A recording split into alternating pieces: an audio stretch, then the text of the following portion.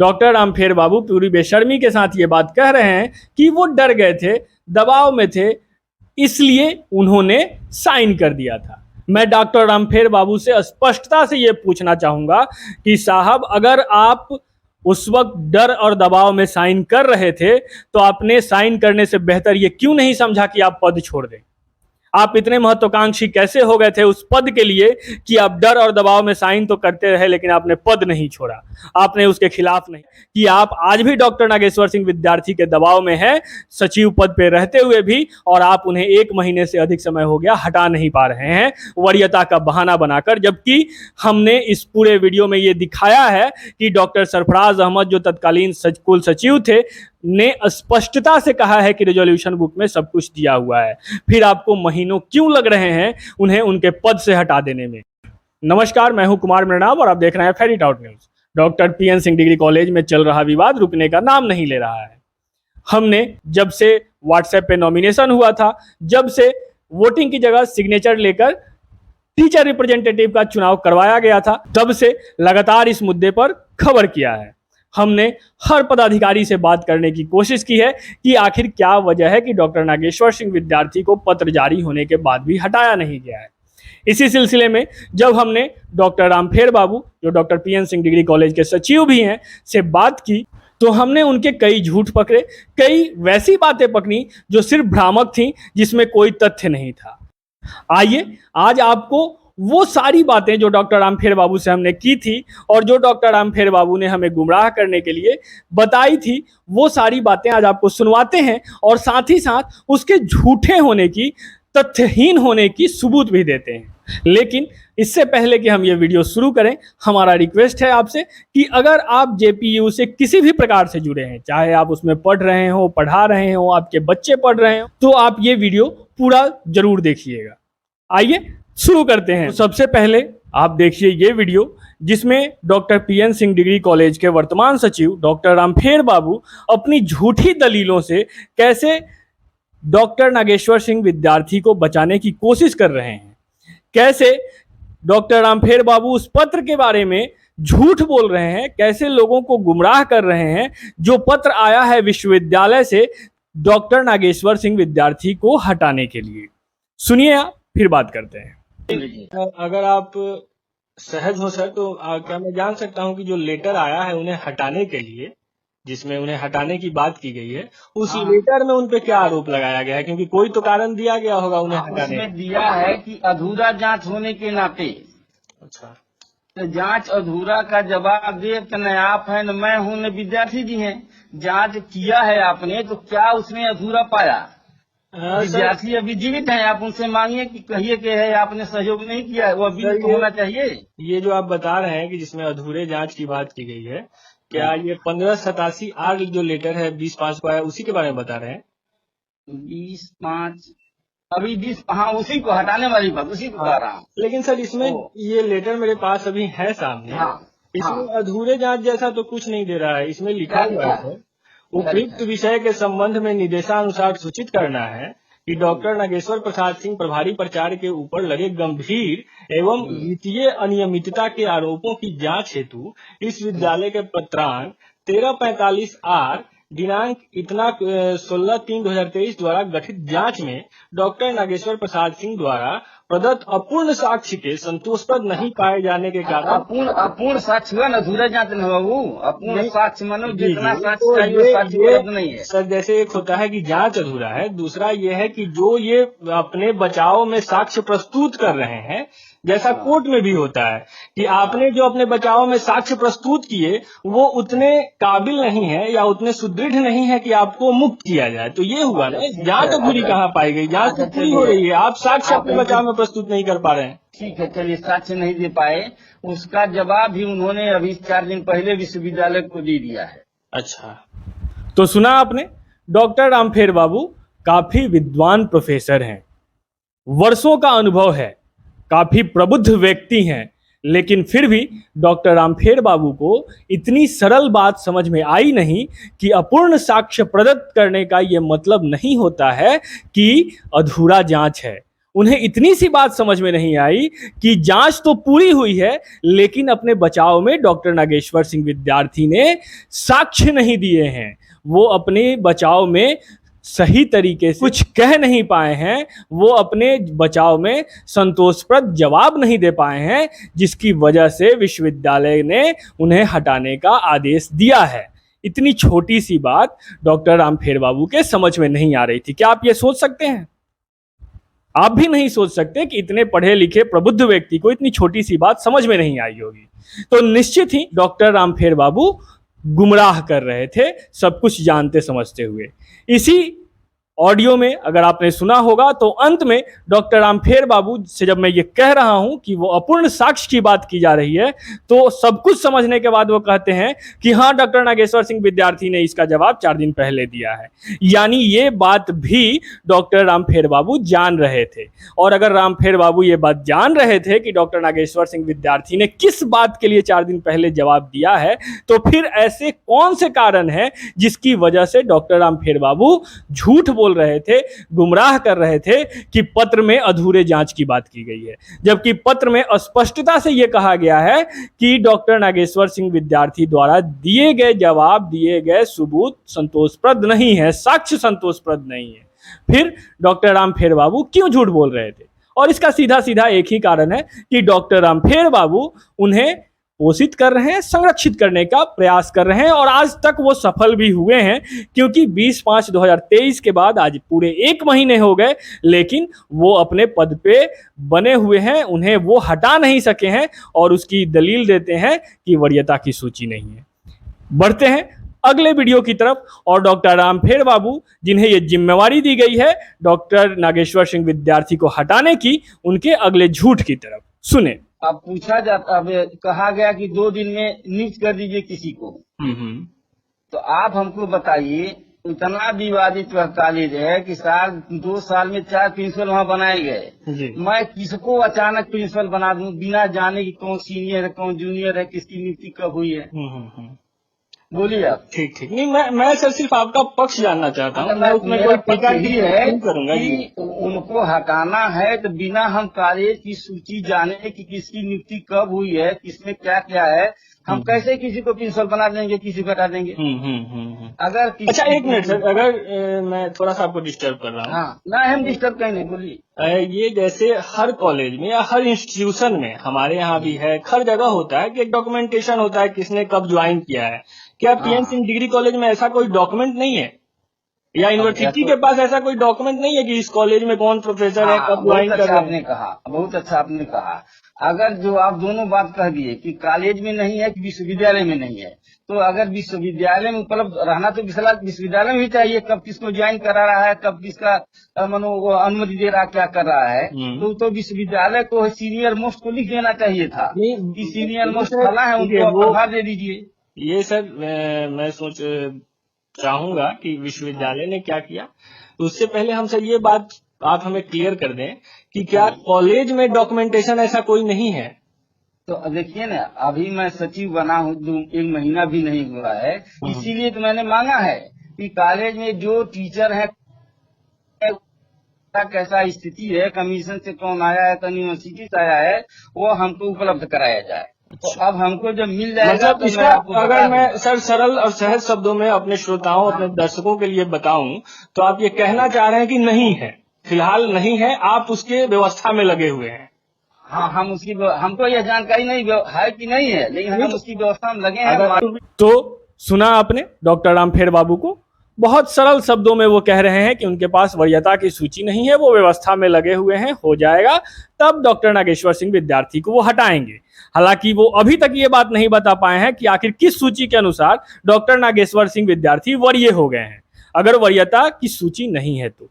लेकिन इसी का जवाब ढूंढते हुए जब हमने तत्कालीन कुल सचिव डॉक्टर सरफराज अहमद जी से बात की, तो सुनिए उनका क्या कहना है वरीयता की सूची को लेकर। मेरा सीधे सीधे सर सवाल सिर्फ ये है कि क्या ये संभव है कि कॉलेज के पास भी अभी तक कोई डॉक्यूमेंट नहीं है कि उसका सीनियर मोस्ट या कब किसने ज्वाइन किया। एक मिनट सवाल पूरा हो जाने दीजिए प्लीज। अच्छा जी, हाँ बोलिए ना। कब किसने, कौन से प्रोफेसर ने, कौन से टीचर ने या कौन से एम्प्लॉय ने कब ज्वाइन किया या कब रिजाइन किया, ये डॉक्यूमेंट कॉलेज के पास भी नहीं है और यूनिवर्सिटी के पास भी ये डॉक्यूमेंट नहीं है कि उसे किस कॉलेज में कौन से प्रोफेसर है और कौन से टीचर है। क्या ऐसा संभव है सर? नहीं, ऐसा संभव नहीं है, ऐसा संभव नहीं है। तो कहीं ना कहीं वो सारे जो डिटेल्स होते हैं ना, वो रिजोल्यूशन बुक होती है जो यूनिवर्सिटी की गवर्निंग बॉडी के पास होती है, वो सारी चीजें वहाँ क्लियर होती है। तो सर अगर ऐसा नहीं है तो जैसे डॉक्टर रामखेर बाबू ने स्पष्ट कहा कि वो आपसे मिले थे, आपसे उन्होंने मांगा कि किस आधार पे करेंगे। हाँ, तो हमने बताया ना उनको कि वो सारी चीजें हैं जो लिस्ट है, वो रिजोल्यूशन बुक होती है यूनिवर्सिटी की, और रिजोल्यूशन बुक जो होती है उसमें सारी बातें लिखी होती हैं। ठीक है, मैं तो कह ही रहा हूँ इस चीज को। यानी कॉलेज में ये डॉक्यूमेंट होना चाहिए 100%। हाँ एकदम। अगर ये सर कॉलेज में डॉक्यूमेंट है, फिर आप एक बात बताइए, 20 तारीख को लेटर जारी होता है, आज तक लगभग 9-10 दिन बीत गए हैं, आज 30 तारीख है, हम लोग रिमाइंडर देंगे। फिर ऐसा क्या वजह है सर कि डॉक्टर रामखेर बाबू पिछले 10 दिनों से उन्हें बचा रहे हैं? क्योंकि वो बहाना यही बता रहे हैं, बचाव में पक्ष यही रख रहे हैं, वो तर्क यही दे रहे हैं कि उनके पास ये डॉक्यूमेंट नहीं है कि सीनियर कौन है और जूनियर कौन है। तो सुना आपने डॉक्टर रामखेर बाबू का एक और झूठ, क्योंकि कुल सचिव सीधे सीधे कह रहे हैं कि महाविद्यालय में रेजोल्यूशन बुक होता है जिसमें हर बात अंकित होता है, हर बात लिखित होता है। अगर डॉक्टर रामखेर बाबू चाहेंगे तो वहां से उन्हें वो सबूत मिल जाएगा, वो साक्ष्य मिल जाएंगे, वो सारे डॉक्यूमेंट मिल जाएंगे कि कौन कब ज्वाइन किया है, कौन वरीय है, कौन कनीय है। लेकिन सिर्फ एक इस बात का बहाना लेकर कि उनके पास वरीयता की सूची नहीं है, उन्होंने डॉक्टर नागेश्वर सिंह विद्यार्थी को पूरे 1 महीने तक संरक्षित करके रखा हुआ है। आप देख सकते हैं ये बिल्कुल पारदर्शी तरीके से झूठ बोला जा रहा है, बेशर्मी से झूठ बोला जा रहा है डॉक्टर रामखेर बाबू के द्वारा। अब आप आगे देखिए, जब डॉक्टर रामखेर बाबू से मैंने बात की और उनसे सवाल किया कि डॉक्टर रामखेर बाबू जी कृपया आप ये बताइए कि व्हाट्सएप पे नॉमिनेशन कर टीचर रिप्रेजेंटेटिव का चुनाव करवाना, वोट की जगह सिग्नेचर करवाना कहाँ तक लोकतांत्रिक है। इस पे उनका जवाब सुनिए कि उन्होंने क्या जवाब दिया था। तो इसमें लिखा हुआ है स्पष्ट रूप से कि एक प्रोफेसर हरिवल्लभ मिश्रा रात्रि 8:08, 2 अरुण कुमार पाठक रात्रि 10:07, इन 2 उम्मीदवारों के प्रति शुभकामना व्यक्त करते हैं। दोनों ने रात के 8 और 10 बजे नॉमिनेशन किया है। शिक्षक बंधुओं से आग्रह कर रहे हैं कि जो चुनाव लड़ना चाहते हो वे अपना नाम हमारे व्हाट्सएप नंबर, जो मोबाइल नंबर है वही व्हाट्सएप नंबर है 66 पर, आज 12 बजे के पहले तक भेजने का कष्ट करें। सर किसी चुनाव की ये प्रक्रिया होती है क्या, मैं ये जानना चाह रहा हूँ आपसे। हम क्या नहीं बता पाएंगे, अब तक तो ऐसा नहीं मैंने सुना था। नहीं होता है ना, वही क्योंकि गया हो। सुना आपने, डॉक्टर रामखेर बाबू अंत में कह रहे हैं कि अब तक तो ऐसा नहीं सुना था, यानी वो इस बात को स्वीकार कर रहे हैं कि यह प्रक्रिया अलोकतांत्रिक है। लेकिन डॉक्टर रामखेर बाबू सचिव होते हुए भी पूरे 1 महीने से इस पे सवाल तक नहीं उठा रहे हैं। इस प्रश्न को लेकर यूनिवर्सिटी से उन्होंने बात करने की जहमत तक नहीं उठाई, ना ही इस पे एक्शन लेने की जहमत उठाई कि आखिर ये अलोकतांत्रिक प्रक्रिया अपनाई क्यों गई है। इससे भी स्पष्ट होता है कि कहीं ना कहीं एक काला कांड चल रहा है, एक गड़बड़ घोटाला चल रहा है, ताकि वैसे लोगों को संरक्षित किया जा सके, उस समूह को संरक्षित किया जा सके जो भ्रष्टाचार को पोषित और संरक्षित कर रहा है। चलिए अब आपको दिखाते हैं डॉक्टर रामखेर बाबू की एक और बेशर्म झूठ। आप देखेंगे इस वीडियो में, जब मैंने उनसे सवाल किया कि 7 जुलाई 2019 को तत्कालीन सचिव व एडीएम अरुण कुमार सिंह जी ने डॉक्टर सीएन गुप्ता, जो वर्तमान में विधायक भी हैं छपरा के, की अध्यक्षता में तत्कालीन प्राचार्य डॉक्टर नागेश्वर सिंह विद्यार्थी को भ्रष्टाचार और गबन पाए जाने के आरोप में हटाया था, उस वक्त शासी निकाय के सदस्य डॉक्टर रामखेर बाबू भी थे। तो डॉक्टर रामखेर बाबू ने कहा कि उन्होंने डर और दबाव की वजह से साइन किया था, उन्होंने रिपोर्ट नहीं देखा था। सुने पहले आप ये वीडियो। अरुण कुमार जी ने उन्हें हटाने की बात की थी प्रिंसिपल पद से, कुछ विनियमितता की आरोप लगे थे। तो उस वक्त सर उनका वो एकल निर्णय था या पूरी कमेटी का निर्णय था? वो थे सचिव और साथ साथ एडीएम थे, है ना। हाँ हाँ। और अध्यक्ष उस समय भी विधायक जी थे। अगर मैं कहता रहूं या आप कहते ना सर अभी थोड़ा दिन रोका जाए या जांच कर लिया जाए तब बनाया जाएगा, तो एडीएम साहब से आप कह ही न सकते थे। सचिव और अध्यक्ष दोनों सहमत थे। ये जानना चाह रहा हूँ कि जो अरुण कुमार जी ने वित्तीय अनियमितता पाई और जिसमें नागेश्वर विद्यार्थी जी को उन्होंने हटाया, जिस वक्त वो सचिव थे, उस वक्त कमेटी में बैठक हुई होगी, वो आप बता सकते हैं कि वो एडीएम थे तो आप विरोध नहीं कर पाए या कुछ भी, लेकिन साइन तो लिया गया होगा सबका। मैंने विरोध किया, सभी लोगों ने साइन किया, हम लगता है कि मैंने भी साइन किया होगा। अच्छा, आपने भी जब ऊपर हुआ उसमें अध्यक्ष जी का भी साइन होगा, जो अध्यक्ष थे विधायक का। हाँ हाँ, सबका उसमें साइन होगा। हटाने में सबका साइन था, यानी सबने, हाँ। अगर ये देखा जाए डॉक्यूमेंटेशन के रूप में, तो सबने ये माना कि हाँ नागेश्वर विद्यार्थी जी पे विनियमितता का आरोप है। तो अब देखिए, बिना का आरोप है, केवल क्या नाम उनका है, अरुण बाबू ही ले गए फाइलों को, उन्होंने देखा सुना, उसी के आधार पर कहा कि इस पर तो मनो अनियमितता है वित्तीय, इसलिए इनको हटा करके ओम बाबू को बना दिया जाता। तो मतलब ये सारा अरुण बाबू ने किया था, जो एडीएम थे उस वक्त के। उन्होंने तो अरुण बाबू एडीएम थे, मनमानी उनकी थी, एडीएम के सामने कौन बोल पाता, कौन लड़ लेता। तो सर मैं एक चीज, जैसे अभी वो उस वक्त सचिव थे, अभी आप सचिव हैं, तो क्या ये सर हो सकता है कि सचिव अपने मन से कोई भी डिसीजन ले सकता है? देखिए सचिव है, जैसे सर आप एक मिनट सर, थोड़ा मैं सवाल को और स्पेसिफिक कर दूं कि जैसे अभी आप बोल रहे हैं कि उन्होंने सब कुछ किया, जांच उन्हें वही ले गए, फाइल वही ले गए, जो भी पाया उन्होंने पाया और अपने मन से जो निर्णय करना था कर दिया, बाकी लोगों ने सिर्फ उस पर साइन किया। जहां तक मैं समझ पा रहा हूं आप यही कहना चाह रहे हैं। हाँ, यही कहता हूँ जी। तो अभी आप सचिव हैं, तो क्या अब जो भी अच्छा बुरा होगा उसके लिए एकल जिम्मेवार आप ही होंगे? अगर कॉलेज में कुछ भी अनियमितता होती है या कुछ भी अच्छा होता है तो उसके एकल जिम्मेवार आप ही होंगे। अरुण बाबू की ताकत, सीएन गुप्ता की ताकत और हमारी ताकत में अंतर आप नहीं देख रहे हैं। अभी अरुण बाबू फोन कर देते तो पूरा छपरा की पुलिस पहुंच जाएगी जी, और हम फोन करेंगे तो सिपाही जल्दी नहीं आएगा। दोनों में अंतर नहीं देख रहे हैं आप। ठीक है सर। तो मतलब ये समझू ना सर कि मैंने आपने डर से साइन किया था, आपकी नजर में नागेश्वर विद्यार्थी जी दोषी नहीं थे उस वक्त भी? सचिव ने कह दिया, अध्यक्ष ने कह दिया दोषी हैं, तो हम भी कहते हैं दोषी।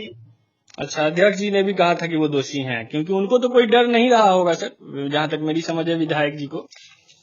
विधायक जी आज भी तो विधायक जी सचिव अध्यक्ष हो गए हैं, देखिए। हाँ, तो उनको तो उस वक्त मुझे लगता है कि डर नहीं रहा होगा। अब वह समझे, हम क्या बताएं। अच्छा ठीक है सर। तो सुना आपने, ये डॉक्टर रामफेर बाबू हैं जो कह रहे हैं स्पष्टता से कि वो दबाव में थे, डर में थे, इस वजह से उन्होंने साइन किया था। आइए अब आपको छपरा के विधायक डॉक्टर सीएन गुप्ता जी को सुनवाते हैं, जिनकी अध्यक्षता में डॉक्टर नागेश्वर सिंह विद्यार्थी को पदमुक्त किया गया था भ्रष्टाचार पाए जाने के कारण। उस वक्त सर एडीएम अरुण कुमार जी थे, वो सचिव थे। उन्होंने जो तत्कालीन प्राचार्य थे डॉक्टर नागेश्वर विद्यार्थी, उनपे गलत आरोप लगाते हुए जांच कमेटी बिठाई थी। लेकिन जो अभी, उस वक्त अध्यक्ष आप भी थे, लेकिन जो अभी जो सचिव हैं आपके साथ, वो ऐसा कह रहे हैं कि उन्होंने दबाव में आप लोगों से साइन करवाया। इसमें कितनी सत्यता है? जवाब में दबाव डालकर अरुण कुमार सिंह जो एडीएम थे और शासी निकाय में सचिव थे, उन्होंने आपसे और बाकी सदस्यों से दबाव डालकर डॉक्टर नागेश्वर विद्यार्थी के खिलाफ साइन करवाया था सर। इसमें कितनी सच्चाई है? ऐसी बात नहीं। तो सर क्या बात है?